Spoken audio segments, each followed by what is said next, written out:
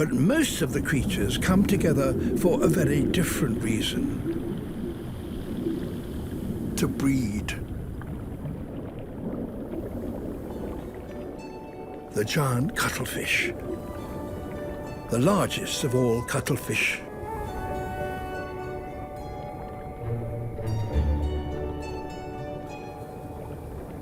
They live for just 1 or 2 years.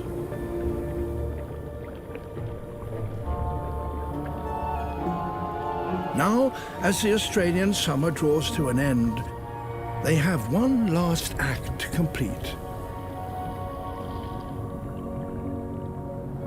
To find a mate.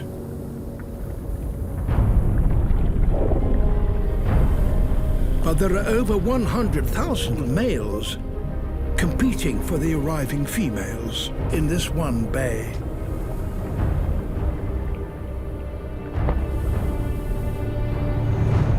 Among them, a giant, a true Goliath. He probably weighs about 10 kilos. Bands of color sweep across his skin. That's how cuttlefish communicate.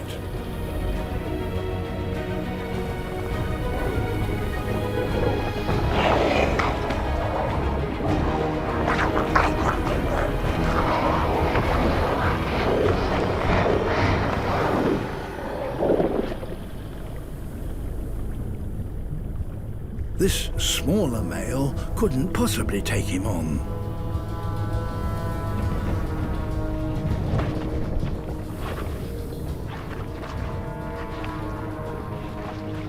Beside Goliath, and under his protection, a female who has just mated with him. But other rivals are still interested. It seems a small male wouldn't stand a chance. The female is now displaying a white stripe along her side nearest Goliath. It's a clear signal that she no longer wants to mate with him.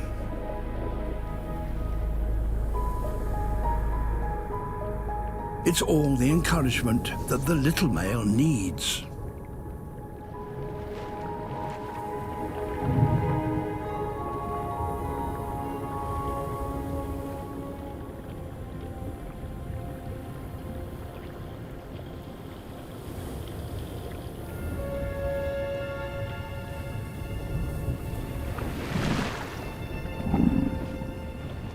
He's going to have to use trickery.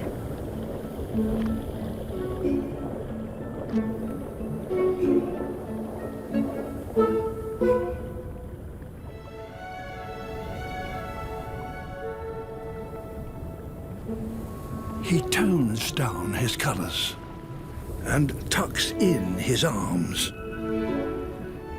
He's just the right size to mimic a female.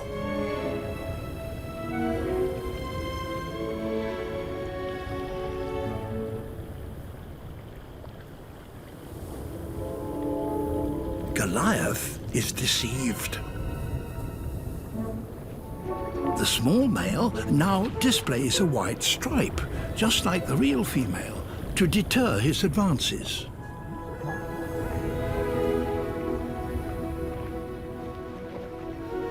He slips beside her, and they mate.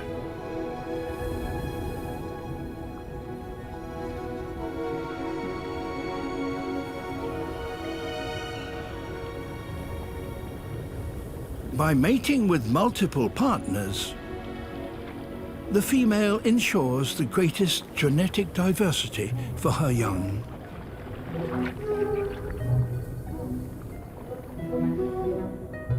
The sneaky male leaves, his final act complete.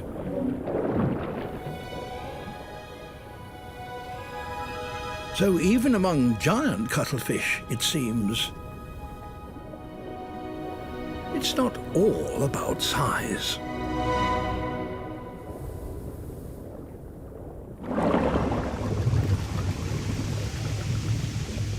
Even in the dark zone, there is some light. Turn off the submersible headlights and you see a pyrotechnic display outside. These lights are created by animals. This is bioluminescence. A deep-sea anglerfish flashes in the darkness. The light is generated by bacteria that live permanently inside the lure, which attracts prey to these murderous teeth. There are all sorts of lures out in the darkness.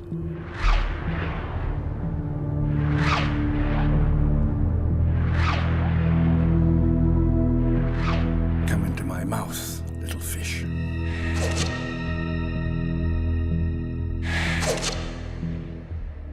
And what is the purpose of this lure, suspended on a long rod way below its owner's terrifying set of teeth? It's difficult to be sure.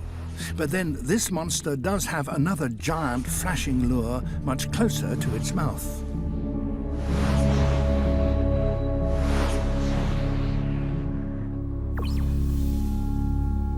These fish are called anglers because they use their lures in much the same way as fly fishermen use their imitation flies.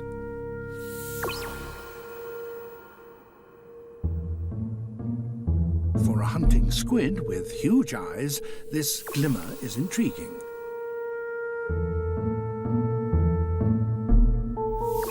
It might just be food. There's a mouse just along that log.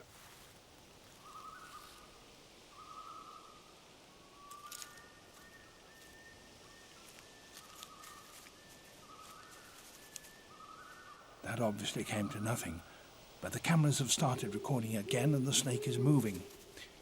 He's checking out the trail with his tongue. See, that's exactly where that mouse was running.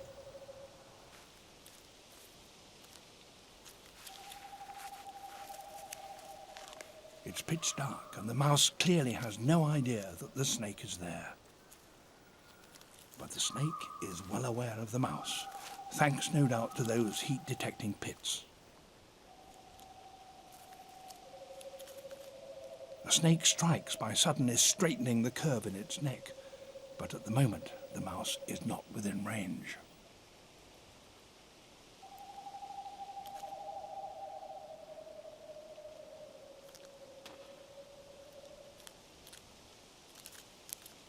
He's worked out that that is the path along which the mice run.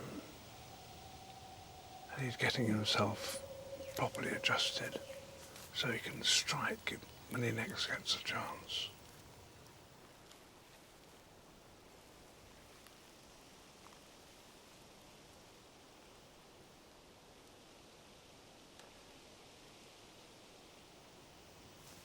Now once again, waiting.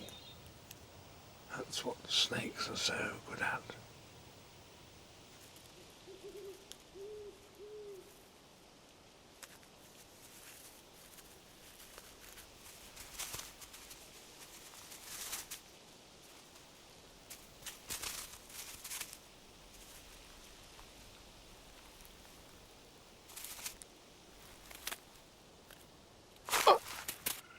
Oh my goodness!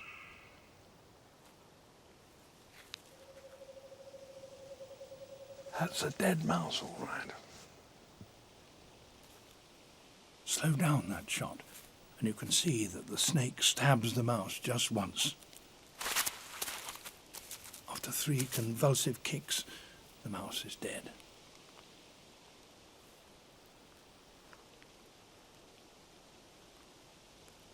The snake is moving again. He's going back now to look for the one that he knows is dead, back there. Where is it? Ah, now it looks as though he's really got it.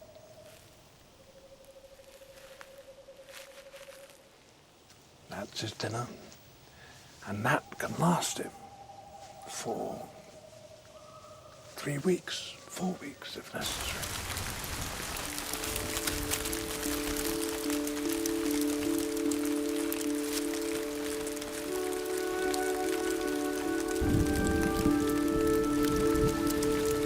The red crabs of Christmas Island. They've spent the dry season sheltering in damp burrows beneath the leaf litter. Crabs breathe through gills that must be kept moist.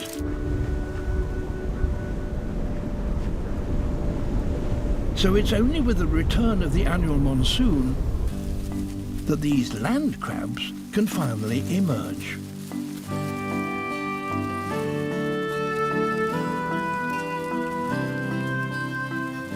With the humidity now high enough, they can begin an epic trek to the coast.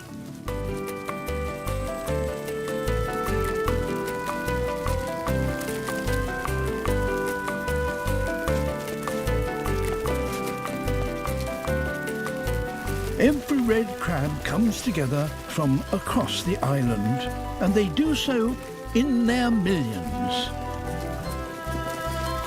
50 million, to be precise.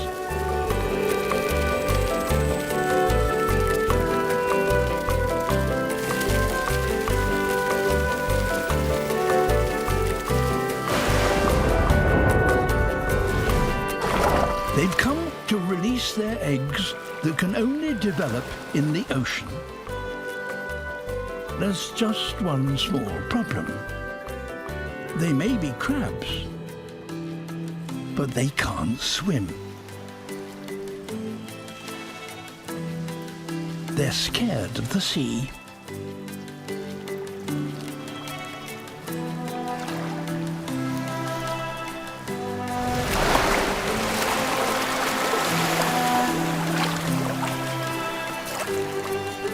But they don't have a choice.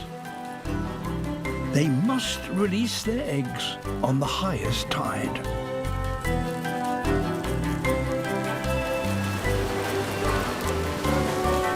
Each carries around 100,000 eggs. So over just 2 or 3 nights, trillions are released into the ocean.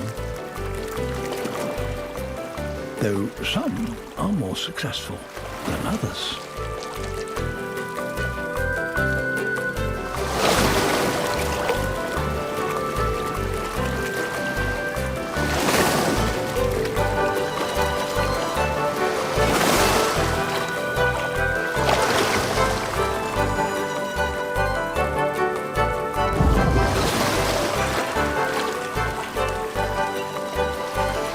Once their work is done, the crabs will return to the forest.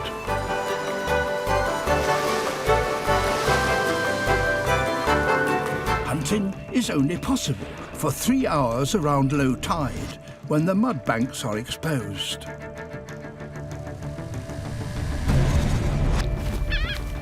Razor-sharp oysters cover much of the shore.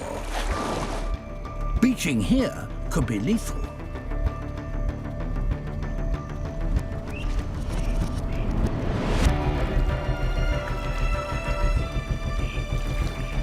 The hunters need to find a stretch of shoreline with just the right slope. Too level, and the dolphins risk stranding.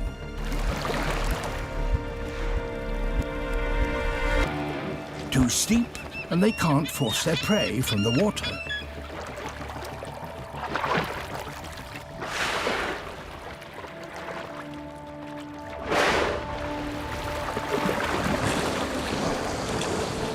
Working as a team, the dolphins surround the fish, driving them towards the shore.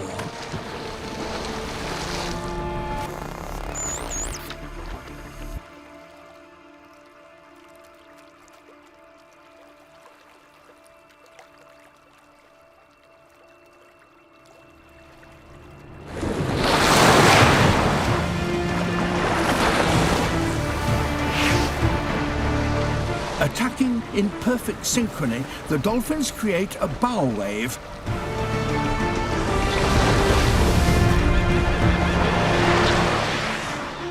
carries their prey onto the muddy banks.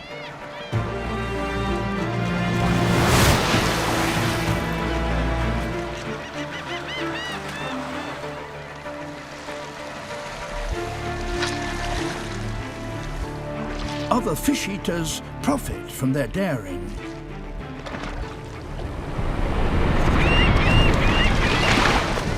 Herons and gulls follow every hunt.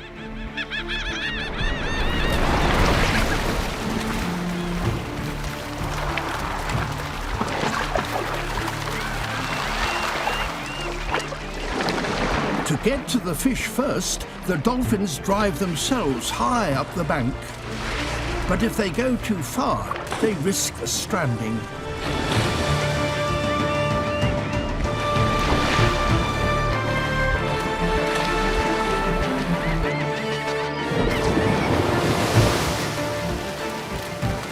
To prevent fish escaping between them, the dolphins all beach themselves on the same side.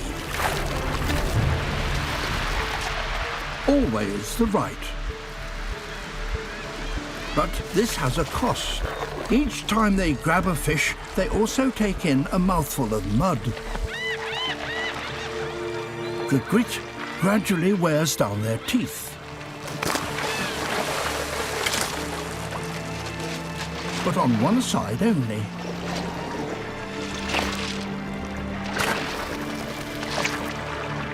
In time, these teeth get so worn down that older dolphins can no longer hunt like this and must find other ways to catch fish.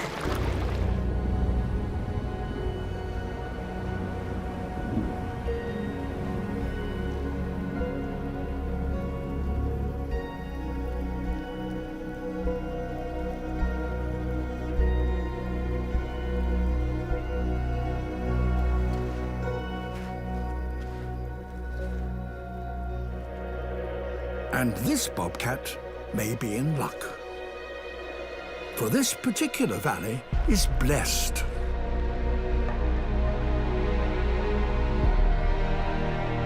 A river here never freezes. It's fed by a volcanic hot spring that heats these waters to 50 degrees warmer than the surrounding air.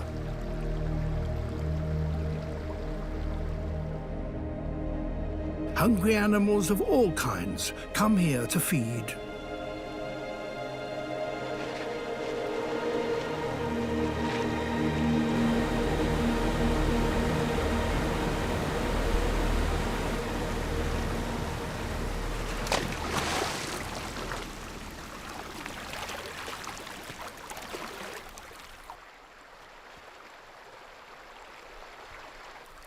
Throughout the winter, the river is full of food for those who know how to catch it.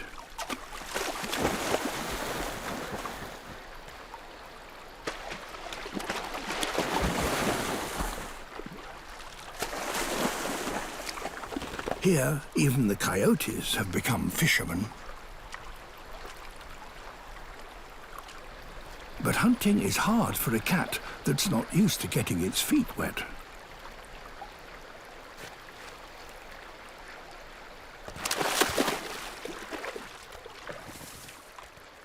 So he must choose his target with care.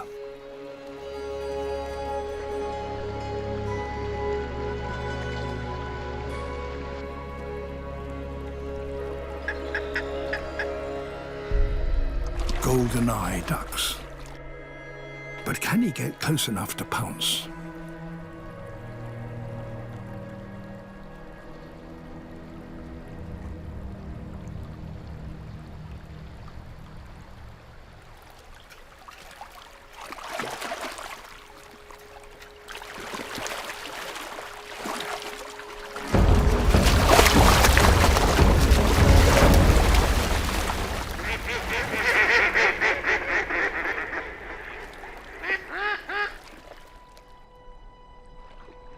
Perhaps he'll have more luck on the other side.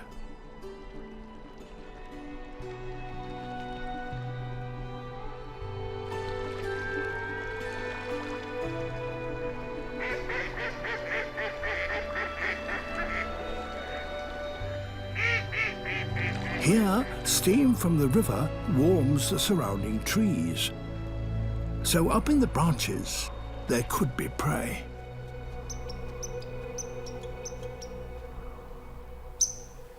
If only he could get to it. It's 6 meters up.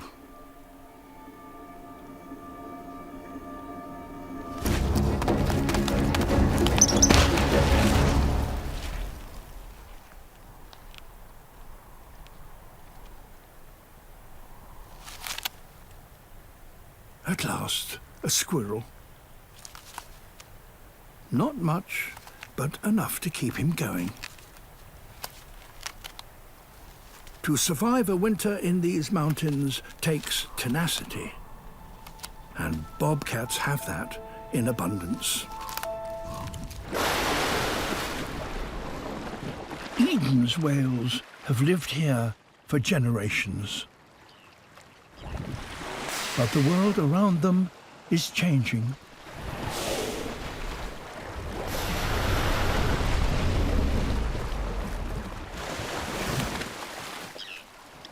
Today, agricultural pollution flowing from the land is beginning to suffocate this sea.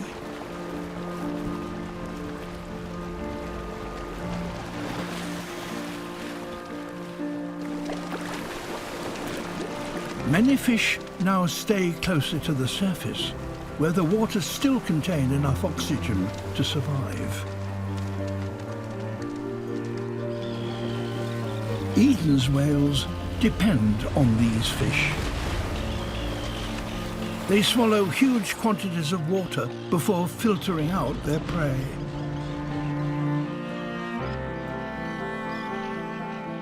It takes a lot of energy to drive their 15-ton bulk through the water. And with so few fish, the rewards from feeding like this are barely worth it. So, to survive here, the whales have developed a new hunting technique. One that requires almost no effort. They simply open their mouths and wait.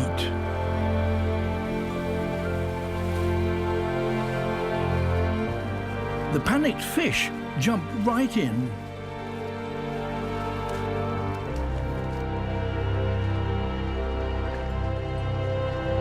Swimming alongside, another whale scares even more into the open jaws.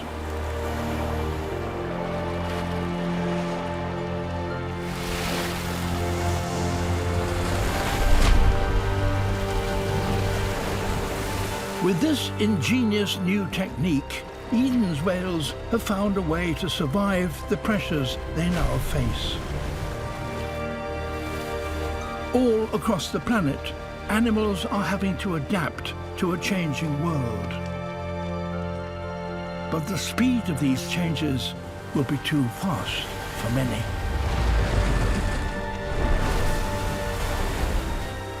If we could only halt our unrestrained plunder of the ocean, its habitats and species would recover. And at a time when our overexploited lands are already failing us, this has never been more important for humanity.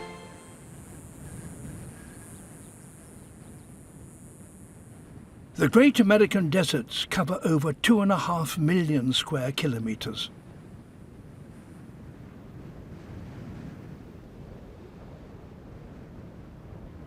Here, roasted by the sun and blasted by the wind, the rocks disintegrate and mountains, particle by particle, are reduced to sand.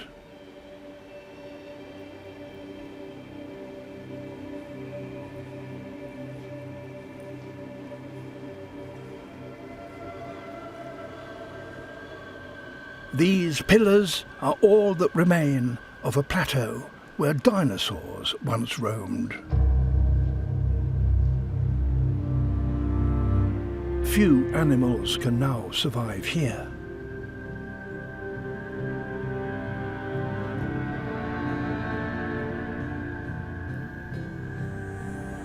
In summer, as in all deserts, the enemy is heat, and it returns every day.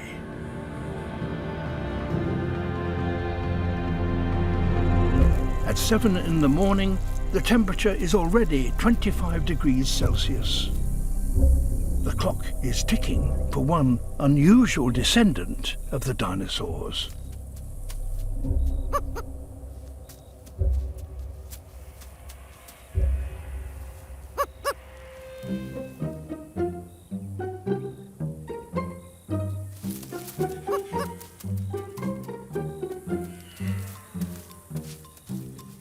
A road runner,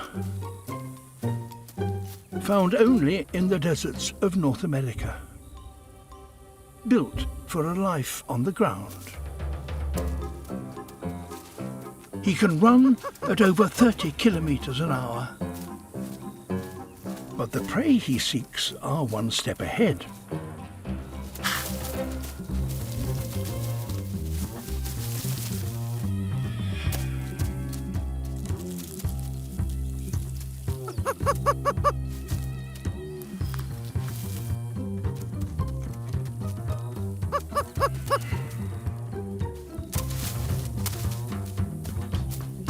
The Roadrunner's challenge is picking the right target.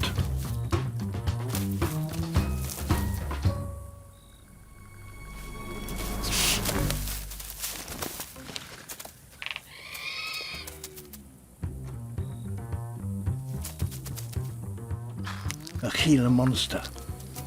Too big.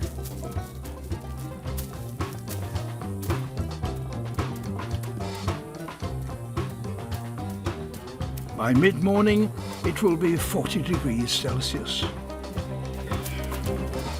Even the smallest lizards will soon head for cover.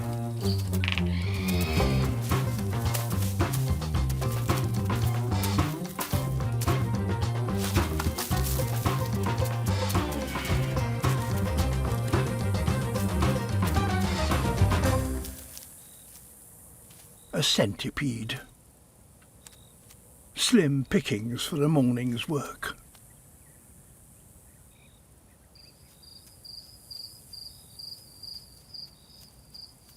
Hunting should get easier and prey will stay out longer once the summer's peak begins to fade.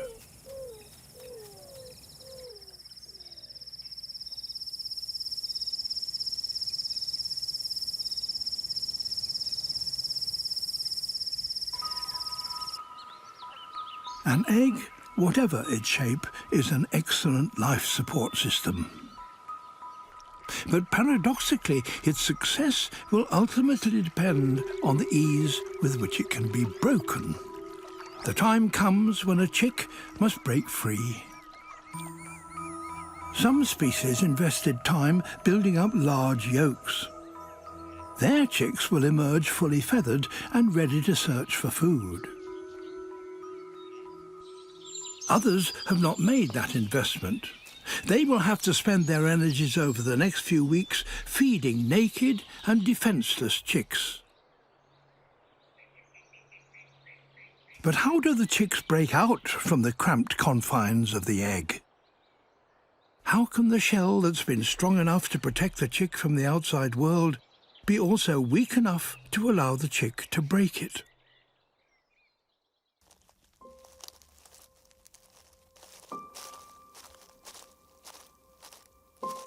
The first breath of fresh air outside the egg. A captive-bred jungle-fowl chick emerges.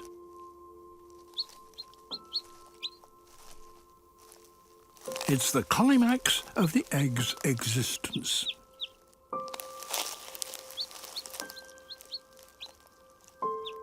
The shell may look the same as when the egg was laid, but out of sight, it's been changing. It's been getting thinner.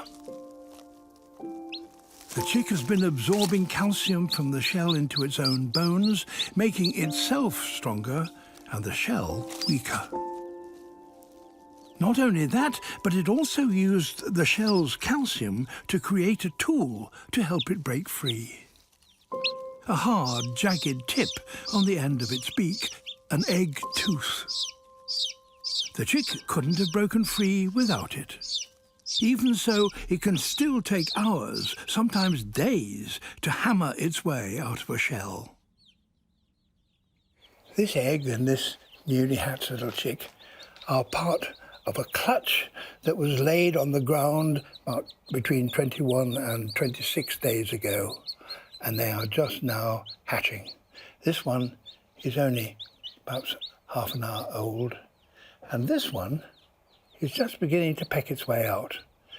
And as they do, they communicate with one another. And the sound of this little chick encourages that unhatched chick to break its way out of the egg, so that within an hour or so, the whole clutch is hatched, and then they can run away as a little group and find safety.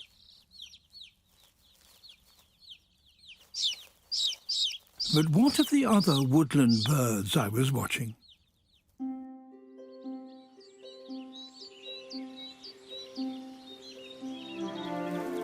The tits are breaking out of their shells into the British spring. They're naked, blind, and hungry. But outside, the woods are filled with food. And the parents' careful timing has paid off.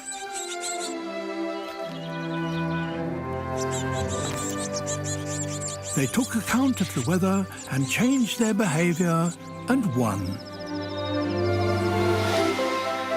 Each element of the egg combined to create new life, from the nutritious yolk to the defensive albumen to the protective shell.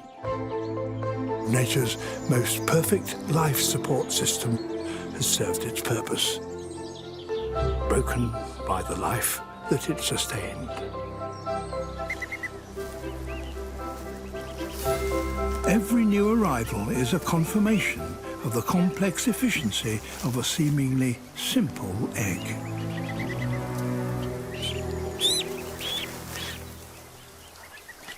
As with all forms of life, what we see are the success stories, the adaptations that work. So it's little wonder that we think of eggs as being perfect. But of the 10,000 different species of birds that exist in the world today, there are still hundreds whose eggs have never even been described. When it comes to the most perfect thing in the universe, there's still much magic and mystery to explore.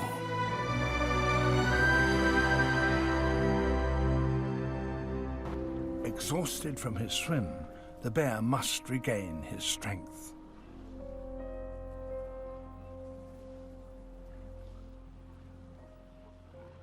The next day, a sea fog shrouds the island. The walruses sense that they're in danger. Using the fog as cover, the bear approaches the herd.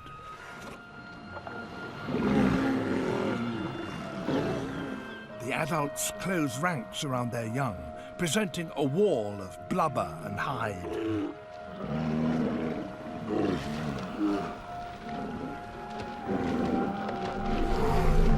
He tests the barrier, but it stands firm. It appears that the world's largest land carnivore has met his match.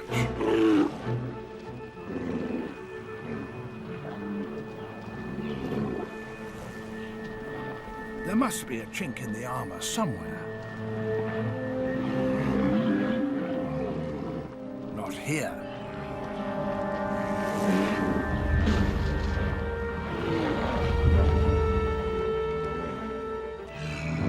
This female walrus is shielding her pup if he can just prise her off.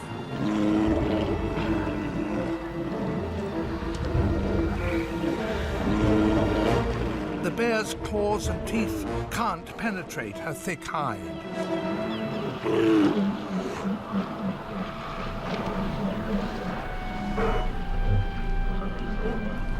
With the herd retreating to water, the bear must move quickly.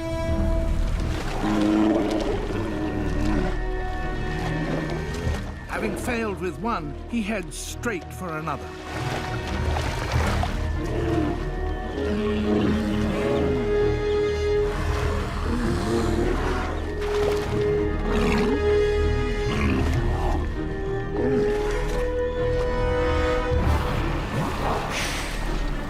The chance of his first meal in months is slipping away.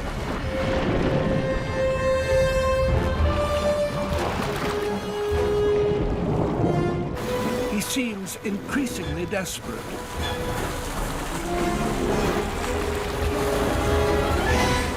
It's now or never. He must avoid the stabbing tusks if he's to win.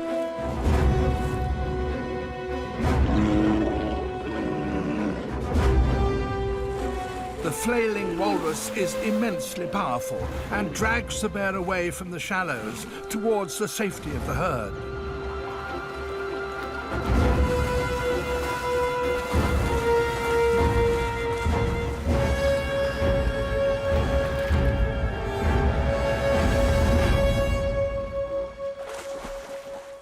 It slips from his grasp.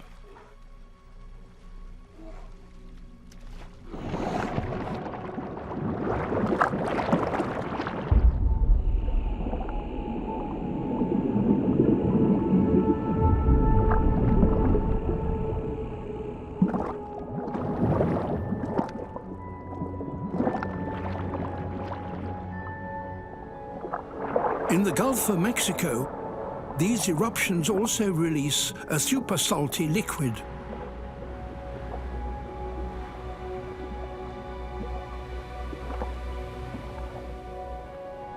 Brine.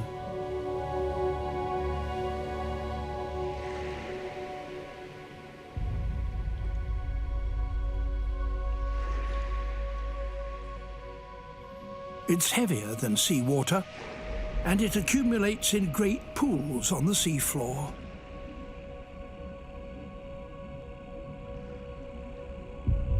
It's difficult to make sense of the sight.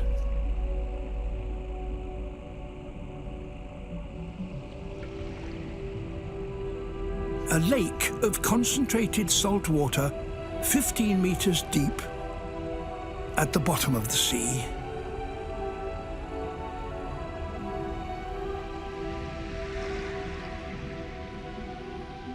Around its margin, perhaps even more strangely, there is a profusion of life.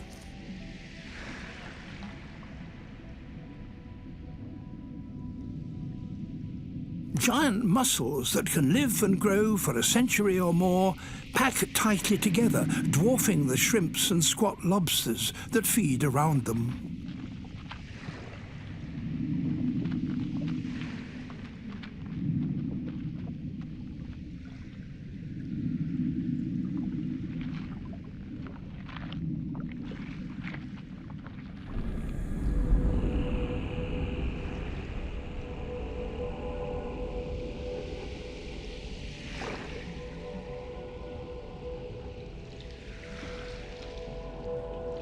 Cutthroat eels, scavengers, come to the shores of the Brine Lake in search of something edible.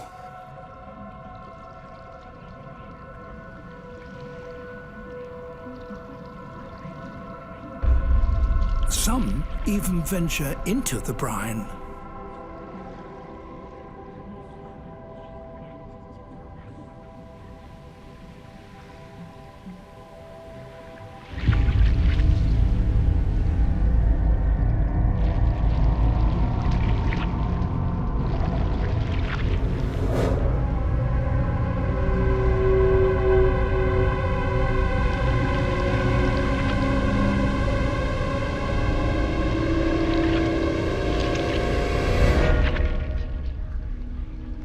Spending too long in it can send an eel into toxic shock.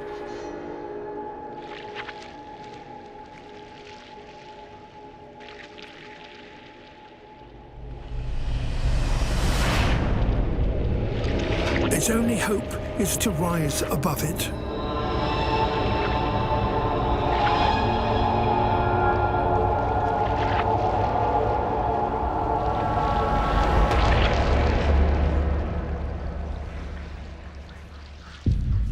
it manages to escape.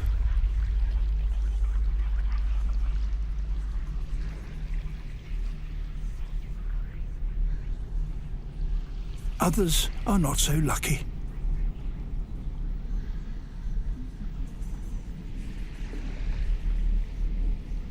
The brine embalms their bodies, and the casualties of decades accumulate around the margins.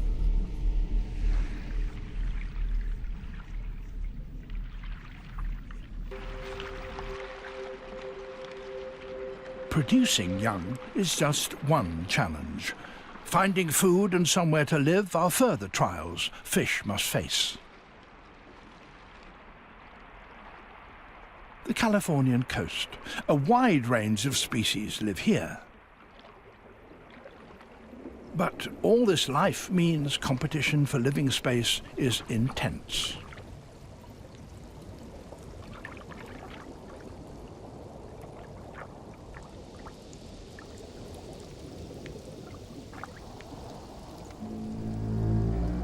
Old shells are highly prized. And this one is occupied by a sarcastic fringe head. These fish are exceptionally quarrelsome. They have to be to defend their living space.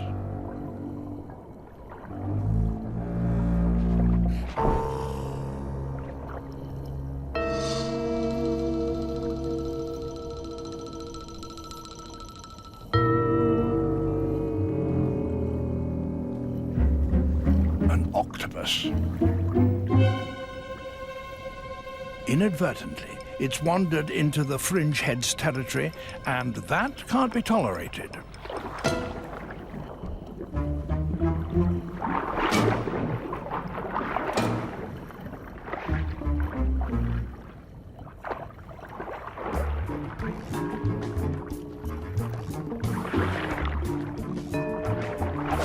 The octopus's impressive jab holds the fringe head at bay.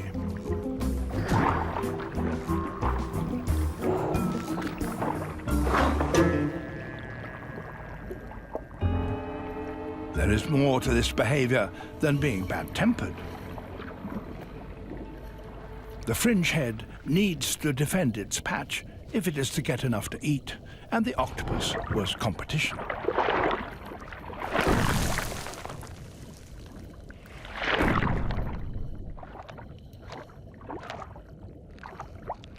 Crabs are not the easiest of mouthfuls. Because of the shortage of living space, there are constant boundary disputes, especially with other fringe heads. And this one has got too close.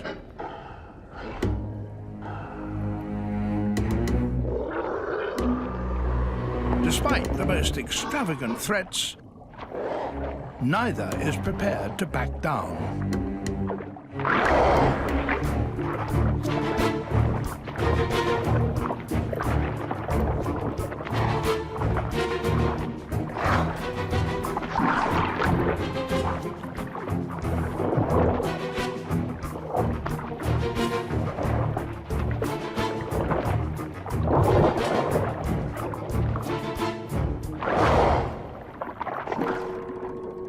Success, and it's quick to get back to its shell.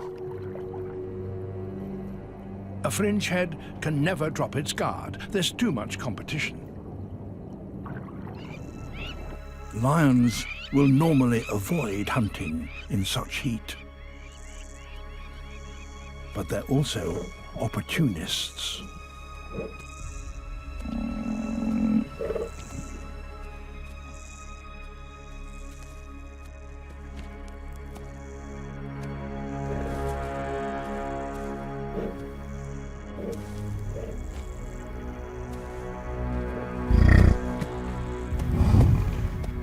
The lions will need to bring him down quickly before they overheat.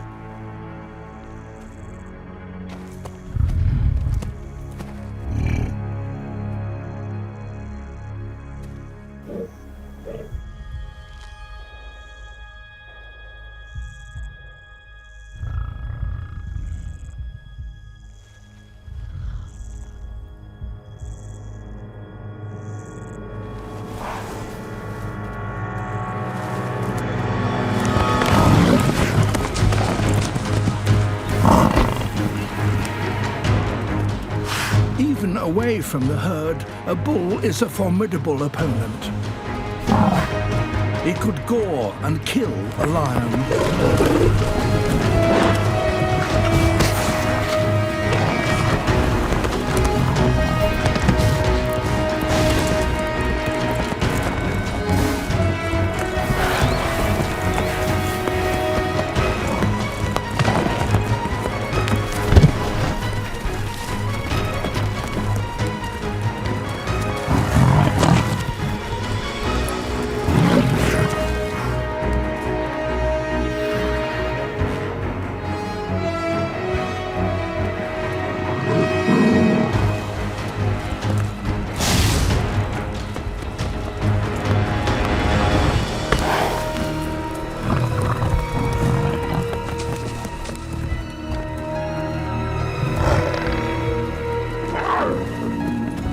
Close to overheating, they finally succeed in bringing him to the ground.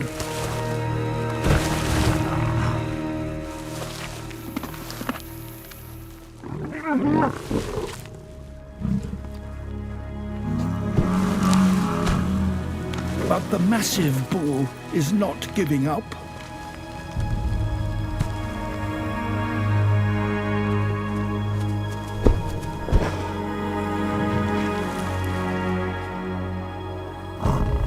Against the odds and the full weight of the lions, he regains his feet.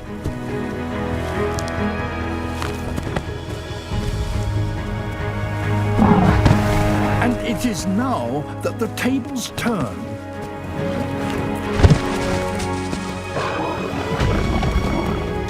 The lions are exhausted. After a 20-minute struggle, only the bull has the energy to finish the fight.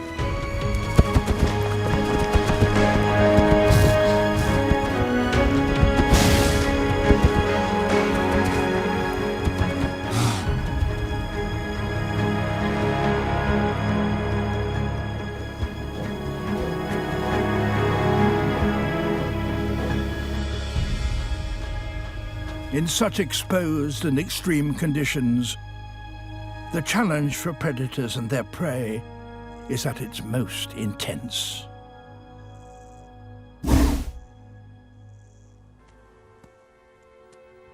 Markhor gather for their annual rut.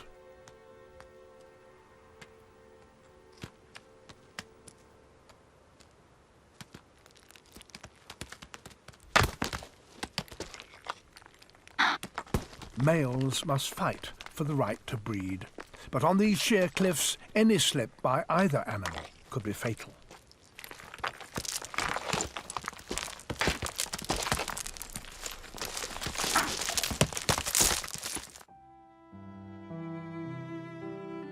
A snow leopard, the rarest of Himalayan animals.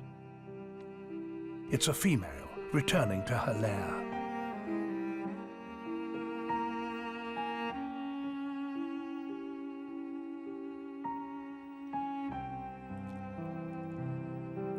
These are the first intimate images of snow leopard ever filmed in the wild.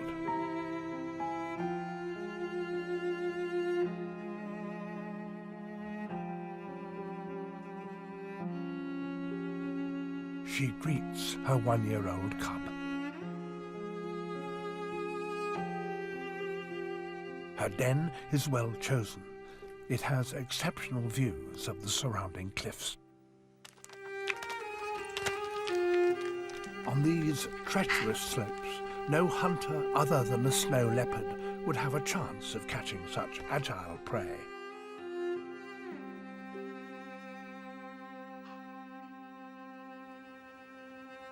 A female with young makes an easier target.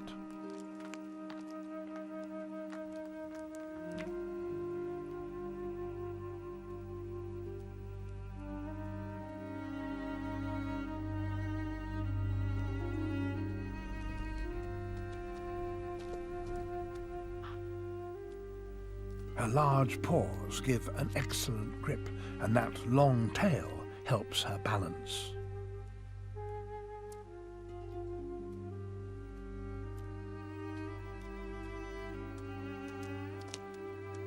silently, she positions herself above her prey.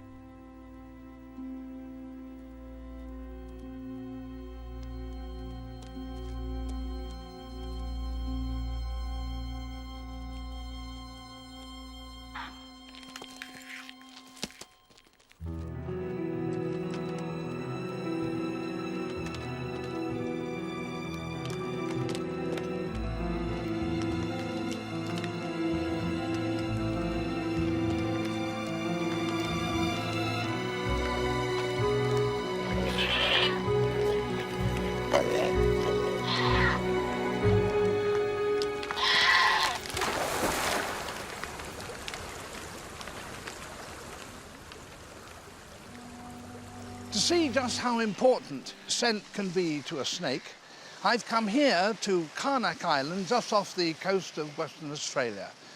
It's home to a large population of highly venomous tiger snakes.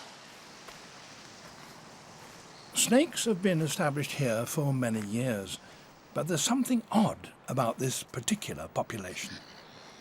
Many of them have damaged heads, and some of them are actually blind, like this one. And yet, puzzlingly, in spite of the fact that they're blind, they all appear to be very well fed. So how do their heads get damaged? And how, in that condition, when they can't see anything, can they catch all the prey they need?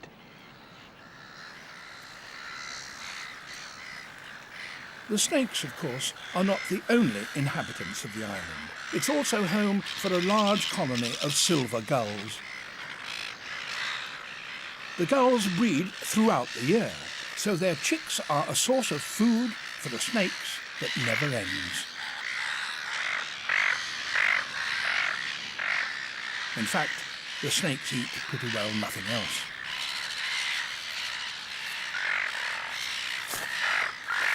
But the snakes don't get it all their own way. The gulls are valiant defenders of their nests and their chicks.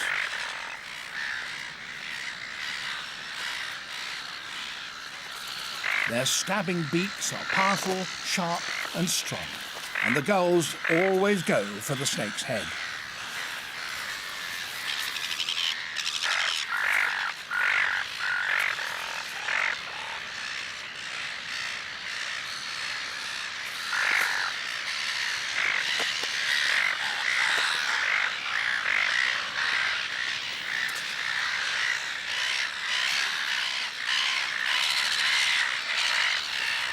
One in 10 of the snakes are totally blinded. Tiger snakes don't have those heat-sensitive pits that rattlesnakes have, so these blinded hunters must be guided entirely by their forked tongue. It's a superb direction-finding device. The snake can measure the strength of a smell separately on each of the two forks of its tongue. And if it wishes to follow up a smell, then it simply detects the one which has the stronger smell and goes in that direction. Gull chicks are an ideal prey for a blinded snake because they're programmed to stay on their nests.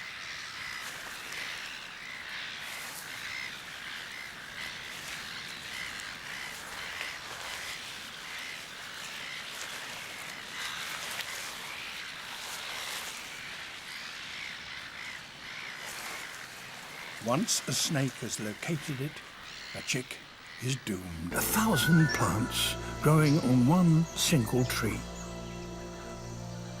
Throughout the forest, this story is repeated endless times. As a consequence, jungles are home to more species of plants than anywhere else on Earth. And they, in turn, support a wealth of animals.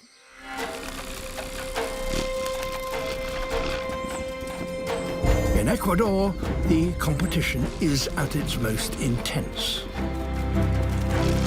Here there are 100 species of hummingbirds alone, all fighting for nectar.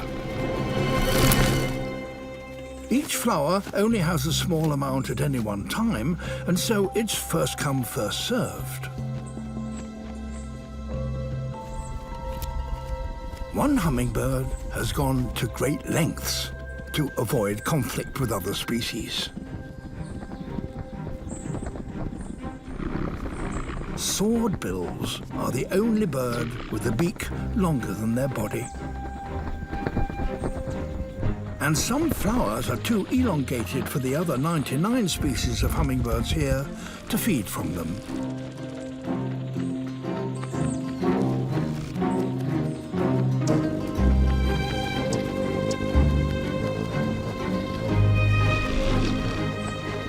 A swordbill's extraordinary beak, however, enables it to reach the places that others can't.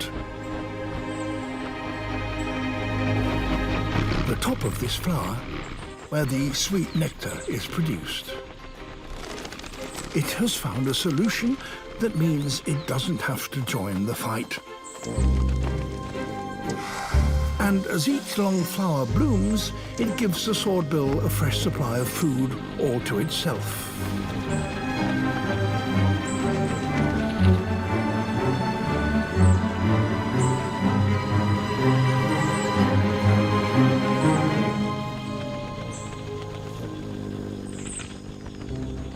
But having a beak longer than your body does have its drawbacks.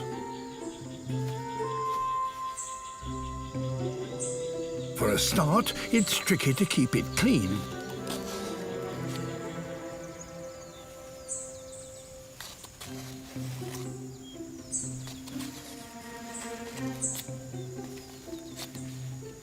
Harder still, how do you preen your body feathers? Unlike the other hummers, swordbills can't reach their feathers with their beak.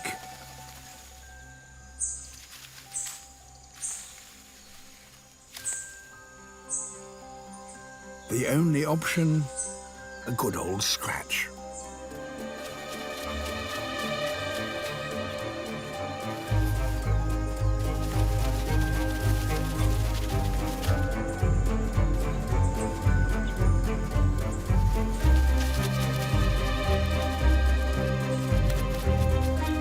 It's a little unrefined, but a small price to pay for an exclusive food supply. So many females gathered together on this cliff inevitably attract the attention of a rival adult male.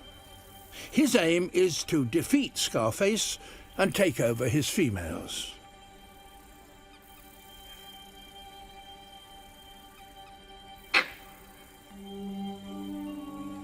He leads a group of outcast bachelors into battle.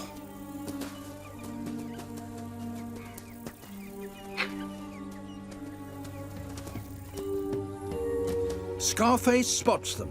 He has everything to lose because if the bachelors defeat him, they won't just take his females, they will kill his babies. The bachelors try to reach the high ground to launch their attack.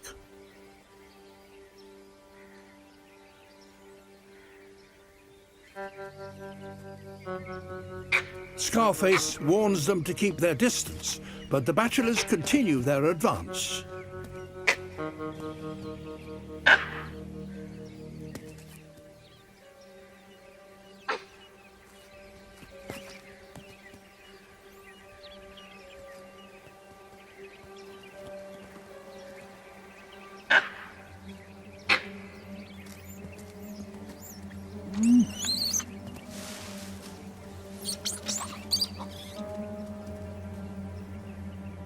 Scarface grinds his teeth to show he means business.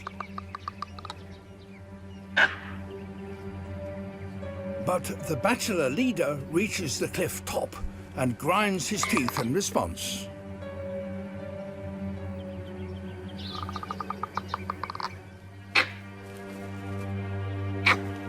If Scarface loses this battle, he will lose his legacy.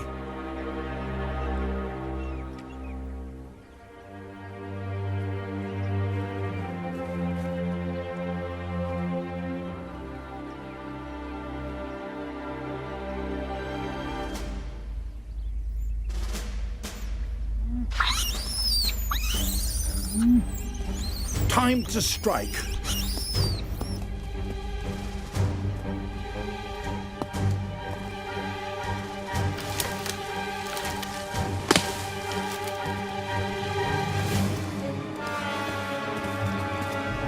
He targets the bachelor leader.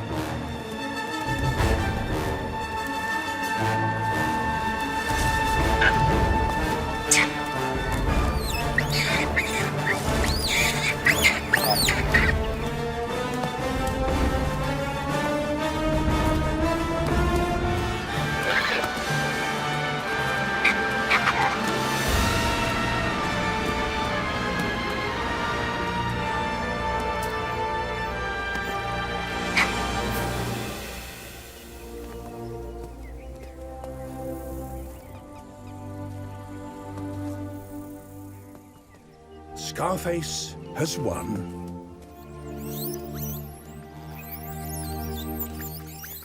And he returns to a hero's welcome.